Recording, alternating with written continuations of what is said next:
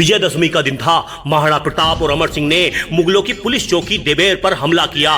वहां का मुगल थानेदार सुल्तान खान था। युद्ध के बीचों बीच अमर सिंह और सुल्तान खान का आमना सामना हुआ। सुल्तान खान घोड़े पर था और लोहे के कवच से ढका हुआ था, लेकिन अमर सिंह ने अपनी पूरी ताकत से अपना भाला फेंका।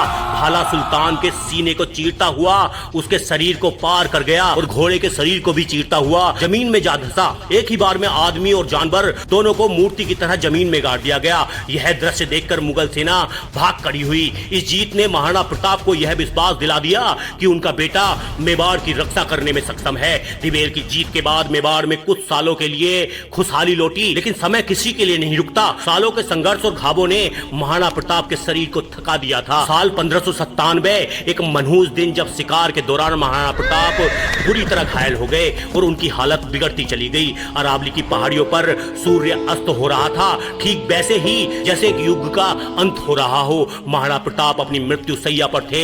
उनकी सांसें उखड़ रही थी, लेकिन उनकी आत्मा शरीर छोड़ने को तैयार नहीं थी, क्योंकि उन्हें डर था कि कहीं उनके जाने के बाद मेवाड़ झुक न जाए। अमर सिंह ने अपने पिता की इस पीड़ा को समझा। उन्होंने आगे बढ़कर अपने पिता का हाथ थाम लिया। उस स्पर्श में कसम थी। अमर सिंह ने अपनी नम आंखों से पिता को वचन दिया, बाबू साहब आप शांति से जाइए। मैं सौगंध खाता हूं कि जब तक मेरी सांस में सांस है, मेवाड़ का सिर किसी तुर्क के आगे नहीं झुकेगा। बेटे के मुख से यह वचन सुनकर महाराणा प्रताप ने संतोष की सांस ली और 19 जनवरी 1597 को मेवाड़ का सूरज हमेशा के लिए अस्त हो गया।